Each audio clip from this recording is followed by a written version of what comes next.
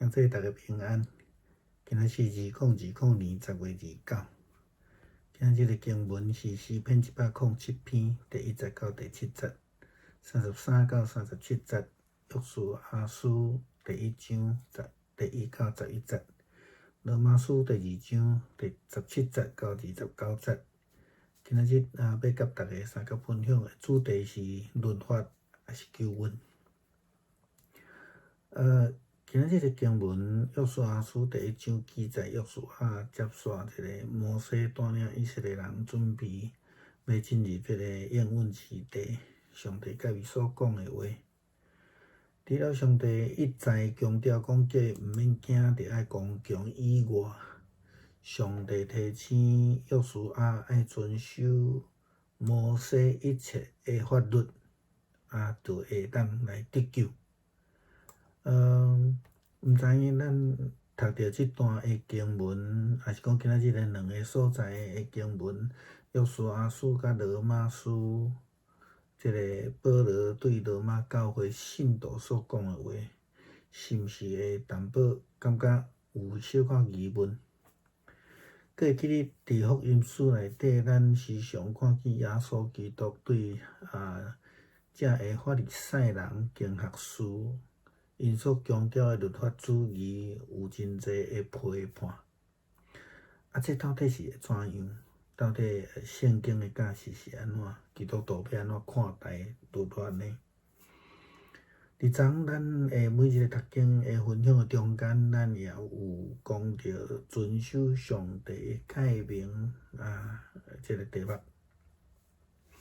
其实已经互咱答案啦就是讲遵守上帝的诫命因为这个诫命是应该是对上帝出，毋是摩西所定的律法。应该安尼讲，摩西所制定的律法是出自上帝的话若毋是出自上帝的话交代，安尼就毋是上帝的律法。就袂有法度照安尼做，就会当得到救恩。因此，就是讲救恩是对上帝来，毋是对摩西来。所以，咱必须爱去思考，亲像保罗所讲的话。伊甲罗马的信徒安尼讲，如果犹太人接受割礼，佮无来谨守这个诫命的时阵，这个佮会当，这个守诫命的时阵受割礼佮守诫命的时阵，安尼伊才有通这个可能性来得救这是咱分享过的主题，要安怎活出这个诫命的使命，毋是伫迄个第一伫这个外表的表现安尼尔。割礼对犹太人来看是借着亚伯拉罕领受上帝的救恩，然后甲上帝所立的这个契约，所以这也成做一个以色列伫民族上、伫文化上的一个遗传，还是讲遗产。这无有啥物毋对啦保罗强调，只要会当活出这个诫命的使命，这个割礼才有路用。如果割礼成做一个必要的诫命，却袂通真正有用心去遵守上帝的诫命，那会接受这个割礼也无路用这是保罗的讲法啦所以有人安尼讲啦照保罗的论点，只要有疼心，亲像遐功德会的人安尼，因毋要接受割礼就会当得救当然，这个讲上远去啦这并毋是保罗的这个教示的重点，也是讲基础。圣经明白甲咱讲，若毋捌基督的人是无法度去到白遐去。保罗佫强调的是讲，割礼是犹太人的文化，但毋是上帝互外邦基督徒得救的一个要求。特别是伫使徒行传15章的经文，咱已经有看到第一届耶路撒冷大会中间，这个门徒、这个长老已经安尼来确认这项事。割礼毋是得到救恩的必要条件。但是遵守上帝的诫命却是。到底安尼来讲，上帝的诫命是啥？有人讲吼，犹太的律法吼，613条吼，足烦的，有够济啦。哪有可能全部拢遵守呢？关于即点，有2项代志，牧师要邀请兄弟做来思考啦吼。当然，第一个无法度全部遵守，是保罗对犹太教导的一个挑战。因总是摕这来，规定来要求别人，家己做袂着，好若亲像接受割礼，遵守因的律法，才会通得救安尼吼。第二项就是讲，毋知有人知影美国的法律当中有几条无？牧师是毋知啦吼。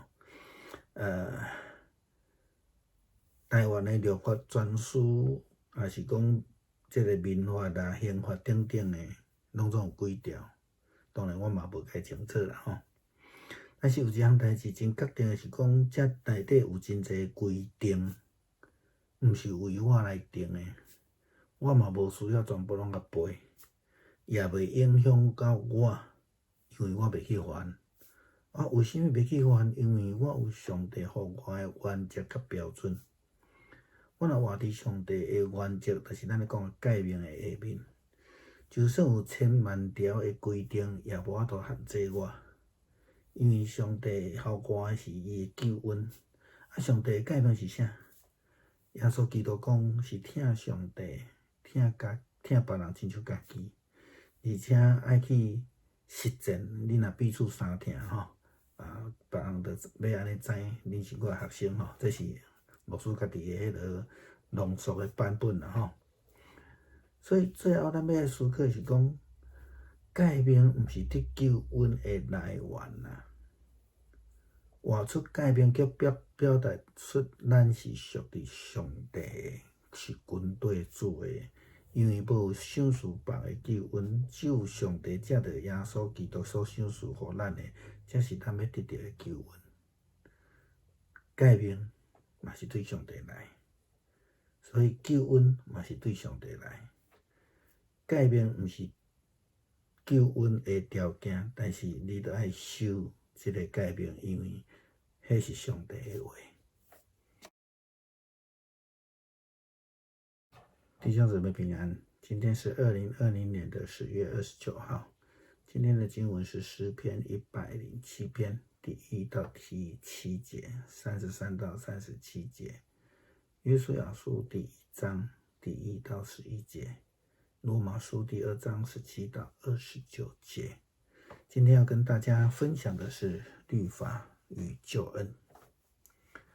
今天的经文约书亚记第1章记载了约书亚他接续了摩西要带领以色列人要预备进入这个应许之地，上帝跟他所说的话。当然这当中上帝一再的强调不要惧怕当刚强以外，上帝也提醒约书亚要遵守摩西一切的律法，如果这样子的话就必能得救。我不晓得兄姐读到今天的2个经文，一个是约书亚记，一个是罗马书，就是保罗写给这个罗马教会信徒的书信当中，是不是我们会产生一些疑问呢？我们又记得在福音书里面，耶稣基督他多次对于法利赛人、经学士他们的所谓的这种强调的律法主义有多所批判。那这到底是怎么一回事？是诫命要不要守？基督徒如何来看待这样的事情？昨天我们在每日读经的分享当中，我们以这个遵守上帝的诫命为主题哈。那其实这个已经给我们答案了，因为是遵守上帝的诫命啊。那我们要来看今天的约书亚记的经文了哈。他说遵守诫命是应该是从上帝而出的，其实不是摩西所定的律法，虽然称为摩西律法。那应该这么说，如果是摩西所制定的律法，那如果这个不是出于上帝的话，那就不是上帝的诫命，就不会得到救恩啊。因为救恩是从上帝来，而不是从摩西而来。那现在我们必须去思考保罗所说的话。他告诉罗马的信徒说，如果犹太人接受了割礼，又能够谨守诫命的话，他就可能得救。这是我们分享过的主题，就是说诫命是要把它活出来的，如何活出诫命的生命，而不是只有在乎那种外表的表现或是行为而已。割礼是犹太人借着亚伯拉罕领受上帝的救恩，然后与上帝所立的一个契约。这应该是说，这是一种民族上或是文化上的遗传。其实这个没有对错，保罗所强调的是活出守诫命的生命才有用。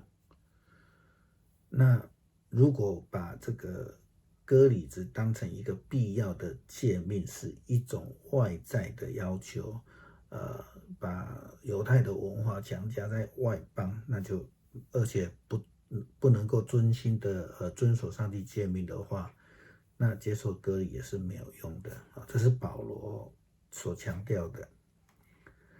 有人这样提问，就是说，按照保罗的论点，那只要有爱心，像那些功德会的人，他不用接受洗礼，也可以得救。当然，这个又扯得太远了哈。这根本不是保罗论述的基础哈。圣经明白地告诉我们，不认识基督是不能回到父那里去。保罗所强调的割礼是犹太人的文化，这个不但是上帝给外邦基督徒没有这样的要求哈。特别是在使徒行传15章的记载里面，我们也看到第一次的耶路撒冷大会，所有的这个使徒跟这些长老都已经确认这样的事，就是说不要将犹太文化上的割礼强加在外邦，因为这个割礼不是得到救恩的必要条件。但是遵守上帝的诫命却是。上帝的诫命到底是什么？又有人说犹太教的律法613条太繁复了，怎么有可能遵守全部呢？关于这一点，牧师有两个方面要请大家一起来思想的啦哈。的确是的，第一个就是全部的律法，正是保罗在对这些犹太教的挑战，他们总是没有办法做到，而且要把这一些拿来要求别人哈，好像只有接受割礼，遵守他们的律法才能得救一样哈。但是有一件事情是很确定的，就是说，无论这个律法有多少条啊，都没有关系的啊，因为例如说，我们不知道有没有人知道这个美国的法律总共有几条，或是说我们说台湾的6法全书啦、民法啦、刑法等等的这些总共有几条？其实牧师也不清楚了哈。但是一件事情我们很确定，这些法条不是为我而定，我也不需要全部背诵，也不会影响我的生存，因为我不会去犯。为什么？因为我有上帝给我的原则，我活在上帝的原则，就是那个诫命哈。在这样的之下，就算千万条的规定，也不会限制我，也不会管制我，也不会干扰我的生活。上帝的诫命是什么？耶稣基督的新的诫命说，你要爱上帝啊，要爱人如己啊，然后你彼此相爱，众人就知道你是我的学生。这是浓缩版的哈，新的诫命浓缩版。所以我们最后要思想的是，诫命不是得救恩的来源，但是却是一个方法，因为诫命是表达，活出诫命是表达我们属于上帝，是跟随上帝的，有这样的生命。因为彼得也说得很清楚，没有赐下别的救恩，只有上帝借着耶稣基督赐给我们救恩。